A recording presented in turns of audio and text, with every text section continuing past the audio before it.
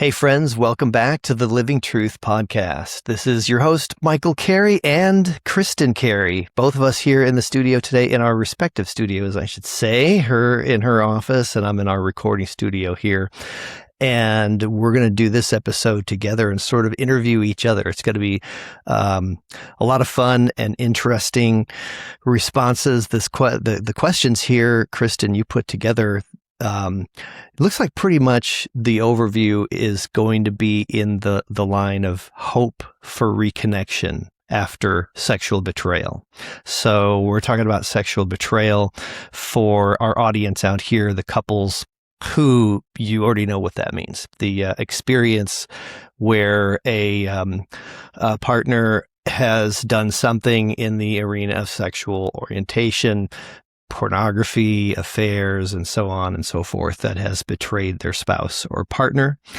And so, from our perspective, with us, mostly we're not, it's not always gender specific, but, with us, we're going to, the angle usually is, for the man who has betrayed and the woman who is, experienced the betrayal. So that perspective, just as we go through some of these questions, we'll keep that in mind. So, okay, you ready to kick it off? Yeah. And jump in? Go ahead. Ask me the first question. So, Kristen, after experiencing betrayal, what did your protective responses look like? And what were they trying to protect you from? It's interesting. I feel anxiety even as I hear that question because sexual betrayal is one of the most vulnerable, bewildering experiences of my life. And there is so much self-protection in me that rises up. So I think I went everywhere from being enraged at some times to being super hyper vigilant and like searching for answers, searching for information, searching for understanding of how and why things happened the way they did. I definitely went through periods of withdrawal, but then also like, hey, I like come closer and go away, both. And that I know is very confusing to the spouse who did the betraying when the betrayed partner is erratic with come closer and go away. But it's actually a very common reaction. It's a very strange feeling to both need closeness sometimes and then need space and distance at other times. It's just basically I am grasping. It felt like I was free falling through a deep, dark canyon, grasping for anything to grab onto to give me a sense of safety and security as the reality of my life collapsed with the experience of betrayal. Mm-hmm. And Yeah. I think of times that you and I have gone through this in our marriage, and how often my reaction with the betrayal I've experienced in my relationship with Michael was like a fraction of the level of trauma that I experienced in my first marriage. Like it's just never been as profound an injury. But that doesn't mean we haven't gone through this. And it doesn't mean that I haven't had reactions. But I would say in my relationship with you, I have had a lot of fawning patterns that have come up. So I notice this protective part of me that wants to just get small, please, appease, just say yes to anything to alleviate conflict in ways that are not actually really good for me.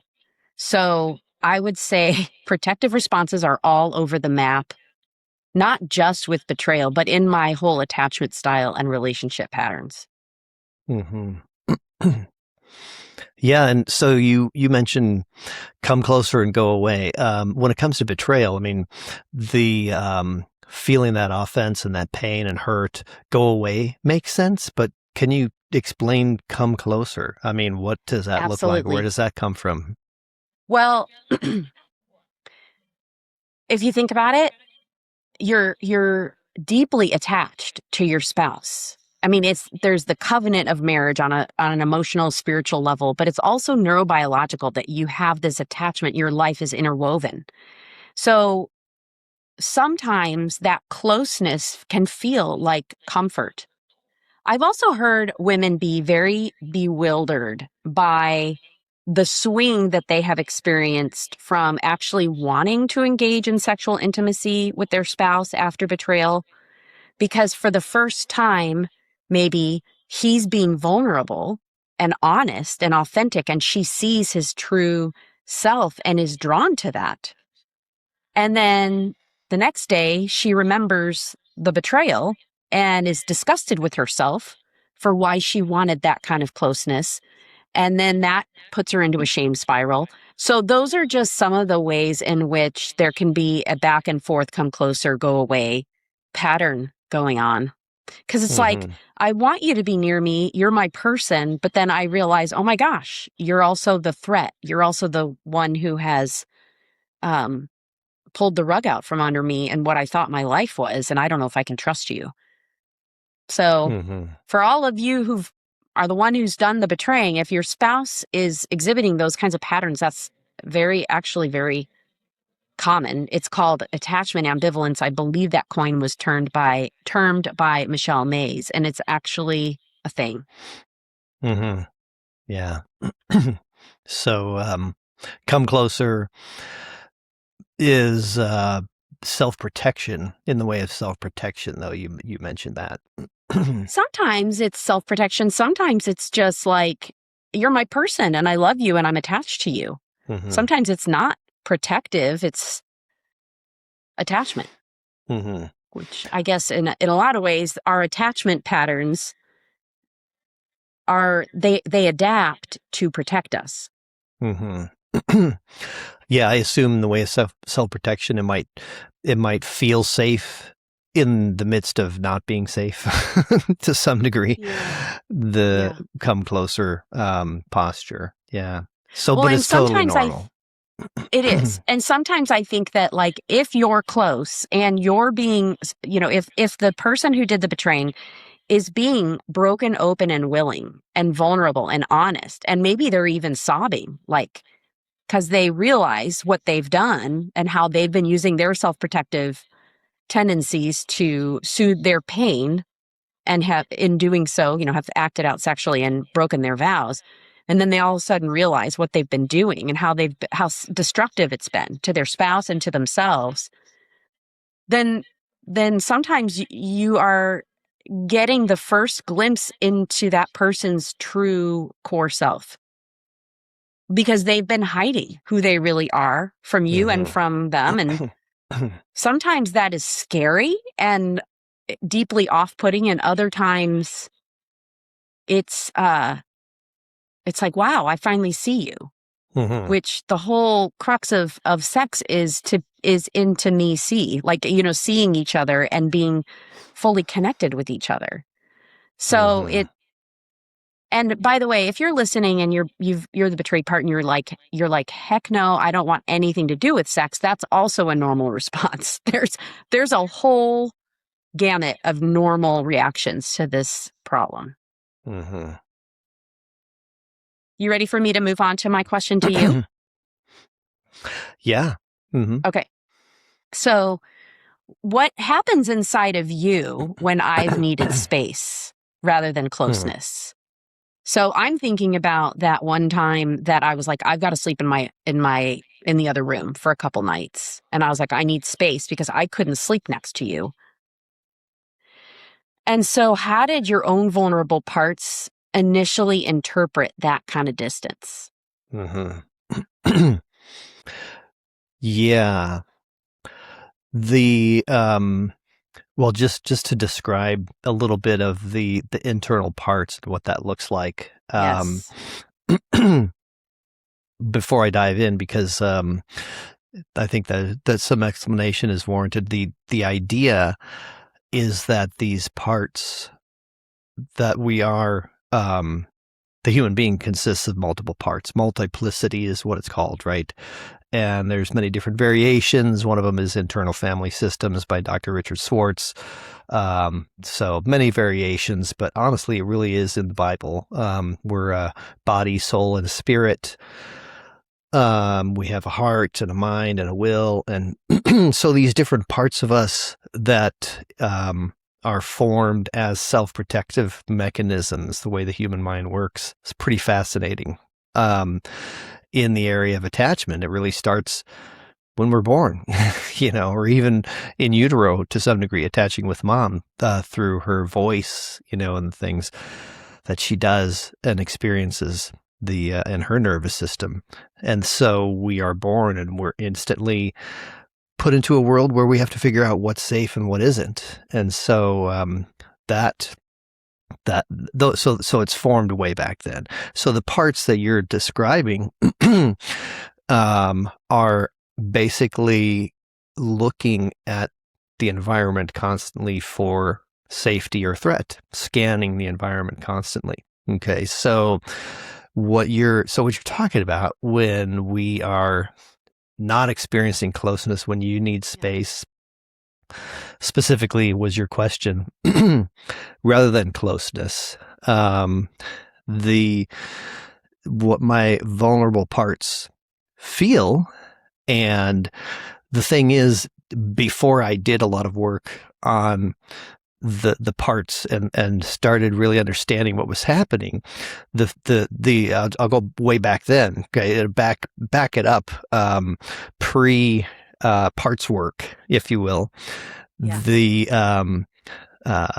How they interpreted that distance was whatever I was feeling, it's all that there was. It was 100% reality, right? The feelings of rejection, feelings of abandonment, feelings like she doesn't want to be around me, she doesn't care about me. So these are thoughts and feelings and impressions. And the reason that it's self-protection is because to not have any kind of a narrative of what's happening in our world means it's too ambiguous. I cannot control my world if I don't have a story, if I don't understand what's happening around me. So we can, our parts create these stories, and it's related to the things that I experienced, because I did experience trauma as a child. I did experience neglect. So it reminds me of that, even though that's not what's really happening in front of me. My wife is an adult. My wife is an adult and needs space. But it does not feel like that. So all the feelings were, rejection and so, but to a degree, some of it is, how do I want to say, there is a piece that's from today, but it's way smaller than we think it is. The piece that's from today would be that there is somewhat of an attachment rupture. We're supposed to be attached, and we were in these cases too. And so it feels, the feelings of sadness are valid, and but it's how strong of a reaction that we have. So, usually it's 5 to 10% is from today, and 90 to 95% is from the past. That's the norm, believe it or not. But yeah, in the moment, before we do this work, it feels like it's 100% from today, or it's flipped completely, 10% from the past and 90% from today, right? Before we do the work, and even after we do the work, sometimes it still feels like that way, honestly. So, but yeah, understanding the parts and really getting into your question, my own vulnerable parts, how they initially interpreted the distance, that before I realized what was really happening, the end result would be resentment it would be anger, would be because those are self-protective mechanisms too, right? And like I said, judgment. So the stories involved were basically judgments. The placing judgment on your motives, on your heart, on what I interpreted as what you're doing, the meaning behind it, Yeah. And so it went pretty deep into that. So pulling it apart, and as I understood these vulnerable parts and did the work, then I started to understand, and there's this differentiation that really happens inside of a person where we start to see these parts and start to understand and interact with these young places inside of us, where I can reparent myself, and I could say, I could tell myself, yeah, I can see how you feel really hurt. I can see how you feel resentful, right? Many years ago in this space, I used to teach guys to ignore that, or maybe journal a little bit about it, but the idea was to kill it off, and that doesn't work. And ignoring it, right? So trying to be a big boy and pull up your pants, put your big boy pants on, all these things we used to do and say were actually harmful. And I want to say, and apologize, of course, to myself and to others. We didn't know any better. We were trying our best to figure this situation out. And this internal self-care process of really taking care of those parts of us who are feeling that way, validating it, but not aiming it at any specific person, right?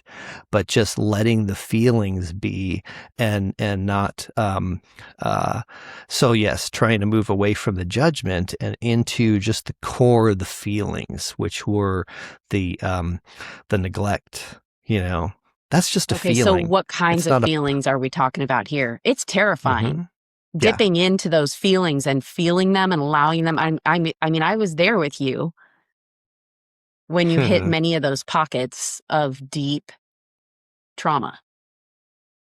Mm-hmm. Yeah, the feeling, gosh. Well, so you just said terrifying. How to really describe it? Honestly, I think that our self-protective mechanisms want to guard those feelings because initially it feels like we're going to die, right? It feels, and the reason for that, I think, really is tied to, it goes all the way back into the attachment theory, where we're our basic survival is understanding, what gets our needs met, and then attaching to our parents, to our mother first, and our parents and the caregivers around us. And so these self-protective mechanisms and understanding our world and getting those needs met as a young, infant, toddler, child, it is connected to survival. I mean, if our parent doesn't take care of us, we will die. That's the truth, the reality of it. The problem is I'm not 1 year old anymore. As an adult, we're still dealing with those feelings. But your 1-year-old self is still there inside your body. That's the reality that we have to embrace. Yeah. And that sounds crazy. If you're listening and you're like, that's crazy. It's like, this is why we have these other parts of us that rise up to try to protect ourselves. Is because parts of us are stuck, frozen at the ages at which we experience that kind of trauma. And they think that we're still that age. Exactly. That's the best way to describe it, and the honest truth is, it's not, doesn't have anything to do with multiple personality disorder or anything like that, but it really is a way in which we reflect the image of God, because God is 3 persons, Father, Son, Spirit. The idea of a multiple being, God I mean, it's hard to understand. three gods in one. Yeah, I mean that the Trinity can be difficult to really wrap your head around in and of itself. But just release the idea that I'm not a monolithic person, because that causes more harm. Actually, if I am all one monolithic type of a person, then all of my thoughts and all of my feelings and all of my motives and behavior and everything comes from one place. And what does that result in? Self hatred, shame. The result is it makes things worse, right? So, whatever you want to embrace as truth, embrace the one that works, the one that works better, and the one that just causes more harm. So anyway, just a little side note in that. Yeah, and we're talking about this because it's been so incredibly effective for us individually and in our marriage. I mean, essentially, it has been a framework for each of us to take radical responsibility for our own growth, for our own health and well-being, so that we can actually come together and have a healthier marriage as two adults relating to each other, rather than two frozen, scared inner children trying to get our needs met and blaming each other. Even though that's still true. Yeah, I mean, those things still happens, right? There is no such thing as perfection, but it has shifted, especially in the last year, like radically. Yeah. So I remember when, in this particular instance that I gave as an example, when I was like, I need to sleep in my office for a few nights because I can't sleep next to you. I remember that it was a scary journey, the distance, and we started talking about some real vulnerable stuff. And we each took our turns with getting really raw and breaking down because of the problems and struggles we had been facing. And that distance actually led to more breakthroughs in true connection.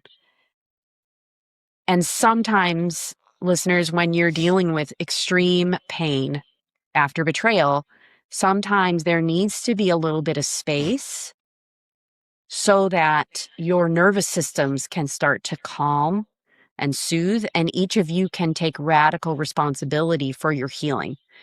Now, the betrayer may need to do a lot of amends.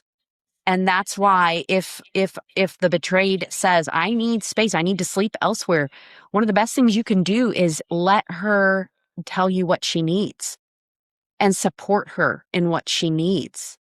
And notice what that brings up in you, the vulnerability and the fear that brings up in you about the fear of loss of relationship. In our culture, guys are supposed to be like macho and I don't need anybody. And that's just total BS. That's a cultural thing. That's not the reality of how God created us. We are vulnerable human beings. And we all, male and female, need connection. We need that safe attachment with each other.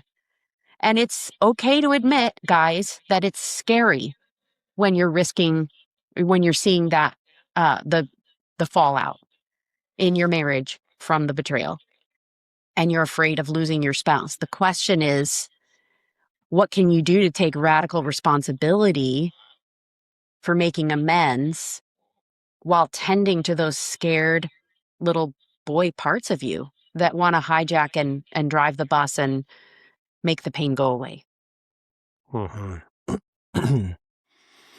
Yeah. So how did you learn to take care of that fear that came up in you without asking me to abandon my boundaries or to reassure you before I was ready? Yeah, and if I could just mention one thing to our listeners, because I know that there's so many different cases out there when there's sexual betrayal involved.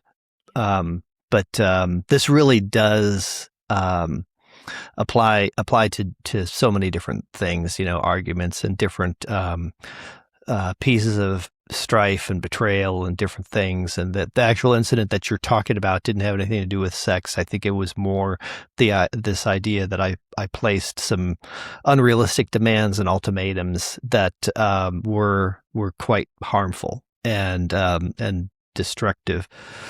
And so yeah, just the idea of the harm that we can cause other people. This everything we're talking about applies.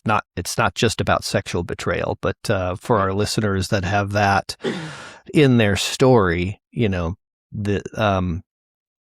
the feelings of betrayal can change a little bit. I think sexual betrayal. So yeah, well, you're talking about the closeness that developed through the separation and stuff. I think I just want to say that I think it's important for couples to get couples counseling, because the stories can be quite unique. That was one of the things that I wanted to pull from going a little bit into that story of what we looked at.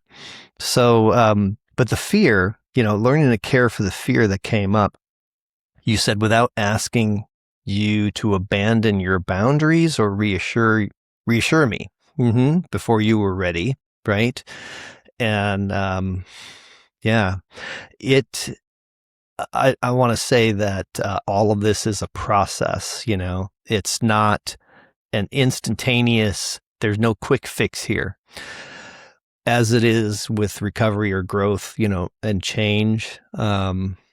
Yeah, the whole of it takes effort, and it can be painful and scary throughout, So taking care of the fear really is about understanding the fear and how is it related to today, but how does it apply throughout my life? Where is the real origin of all of it? What does it remind me of from the past?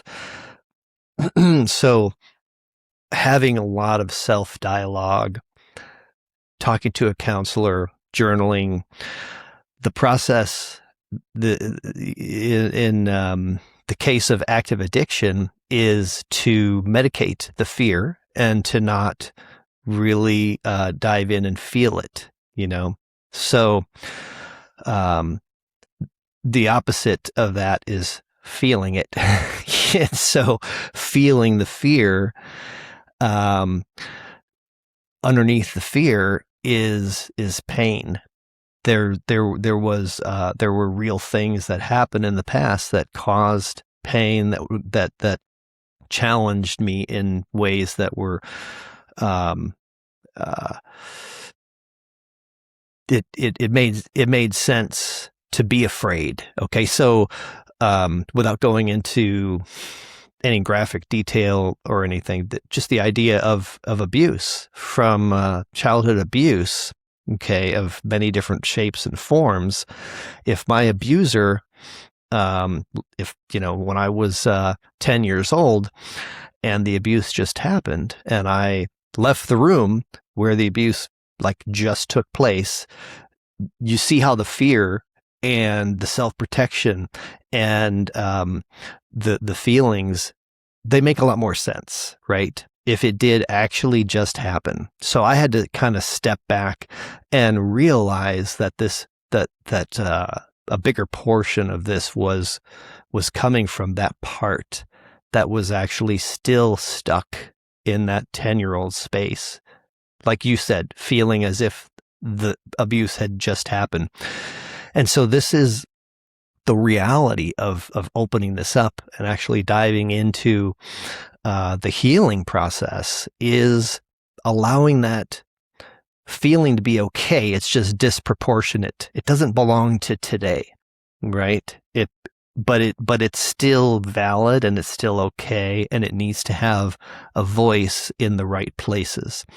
Yeah, because you couldn't feel it back then. When you were 10, you did not have anybody to comfort you. You did not have enough resources internally to process that kind of pain. So you had to freeze it.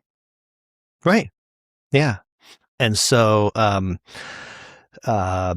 because it was sexual abuse. Ironically, the result was sex. The numbing, effects of the sexual experience and all of the chemistry that happens. So, yeah, learning to care for the fear. Oh, those were the words that you wrote when you wrote this question. That's it's real important to understand that care for the fear is what you said.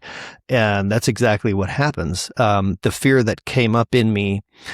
So if all of this is true, and we're talking about you asking for space is the crux of this conversation here. The fear that would come up would be that, yeah, it reminds me of being alone. When I was abused, I had no one to talk to or turn to and to ask for help, or it was so confusing. I didn't really even understand that I was abused. Interestingly, which for the That's sexual abuse, for sexual abuse survivors out there, that is extremely common. And there's many reasons behind that. Dan Allender's got some great material on that. Wounded Heart is one of the books. But so yeah, the caring for the fear.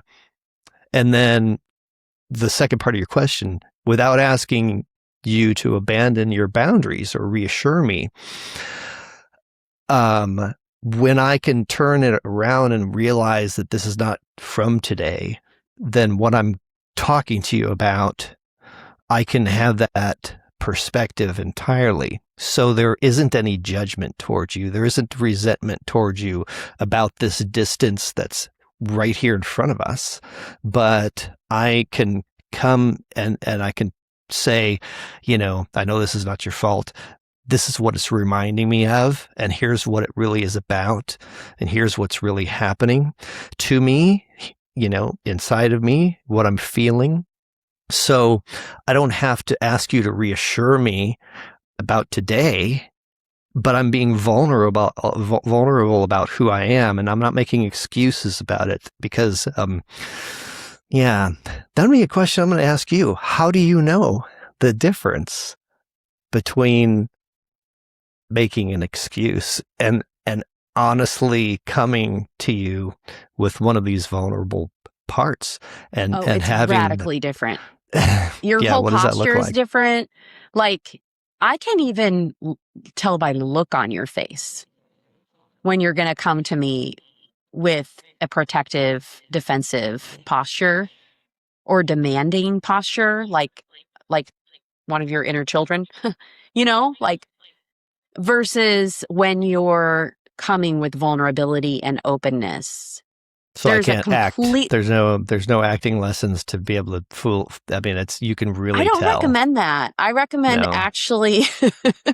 I mean, no, I think that I can feel it. I can feel it in your spirit. It's like energy in the room. Yes.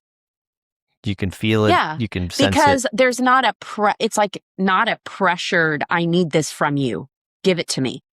It's versus hey, this is how I'm feeling. And a part of it has to do with the fact that you're taking self-responsibility and you're coming to me with what you're feeling, but not demanding that I fix it for you.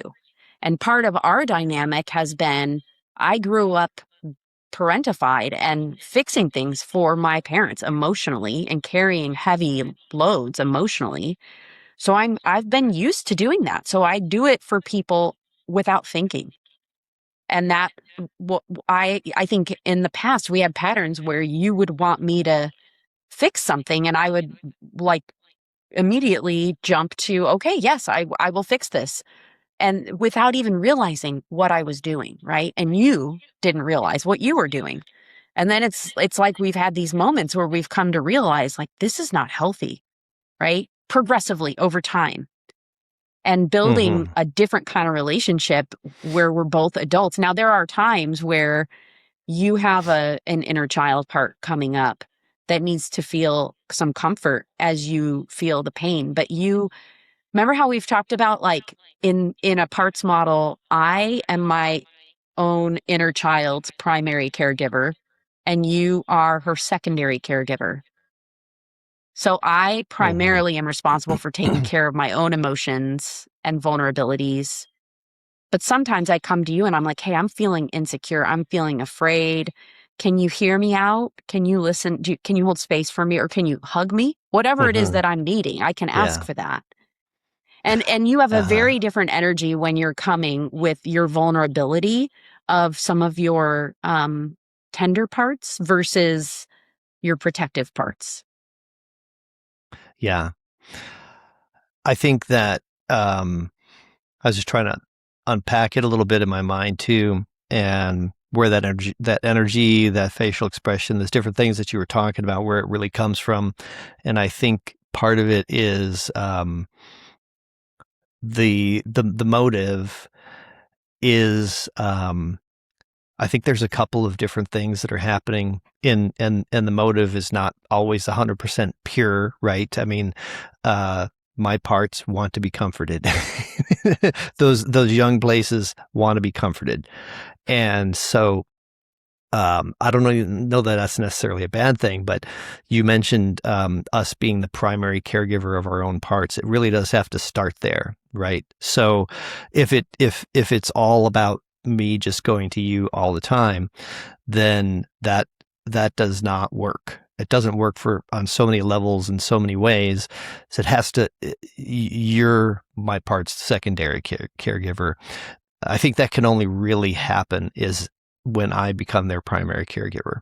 And Yes. so the motive in that case is that I have um because I'm the primary caregiver of these young places in me, I really dive into getting an understanding of what I'm feeling and where it's really coming from. So without that piece, I don't know what I'm really dealing with. My perspective is distorted. Yeah. When I have that capacity to lean into the fear and those feelings, and then I can come and talk to you about it. So the motive is vulnerability. The motive is connection. The motive is I want you to understand what I'm going through because if I seem distant, it's not because I'm mad at you, because there's this distance between us and I'm not retaliating because, that was a thing that I did too. Yeah. Retaliation with Well, how would you resentment. retaliate? Yeah. Well, creating more distance, or Yeah. whatever Silent treatment. is Yeah. one of the things. So yeah, the motive, and then it is for comfort, too. And so that's not a bad thing, but it has to, this can't happen right away. It has to be a process.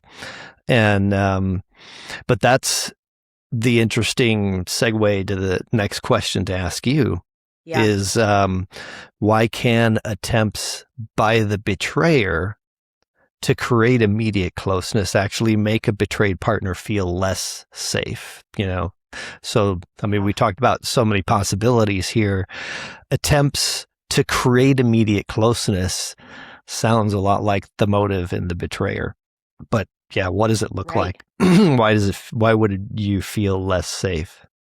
Well, first of all, your wife is probably going to feel like you do not understand the damage you have caused here. If you're trying to force me to be close, we have to recognize that desire for closeness, it's normal, healthy desire. But given the context of the damage that betrayal has caused in the marriage, it is not a realistic expectation. And attempting to create that closeness when the partner has said, I need space, is a violation of her boundaries.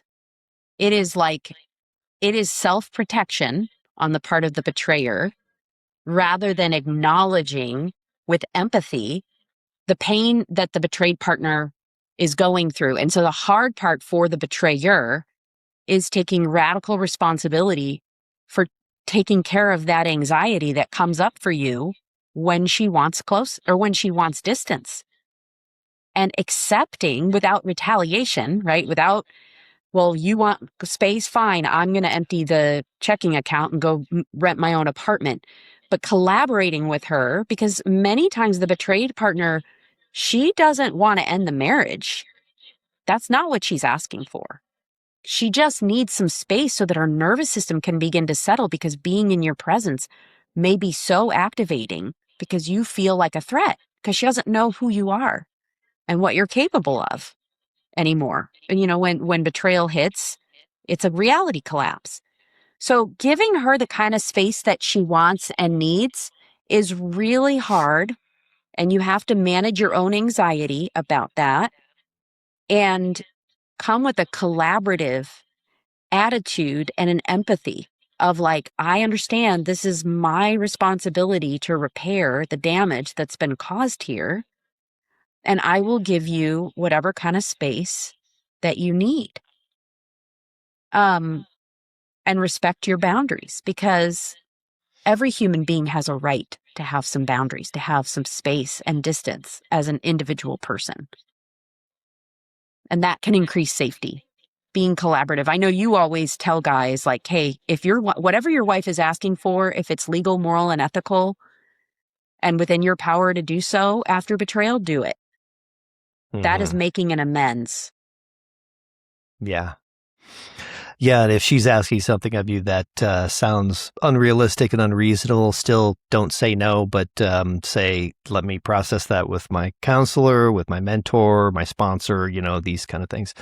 And because sometimes we don't have the proper perspective to really embrace something, we don't really understand how things could be possible. Those initial reactions can be anger, resentment, fear, those kind of things. Okay, I feel like we've just scratched the surface on these topics about connection after betrayal and healthy, mature adult relationships while we still have little child parts within us. And so we're going to just close out this conversation and have a part 2 of this episode. So friends, thanks for listening.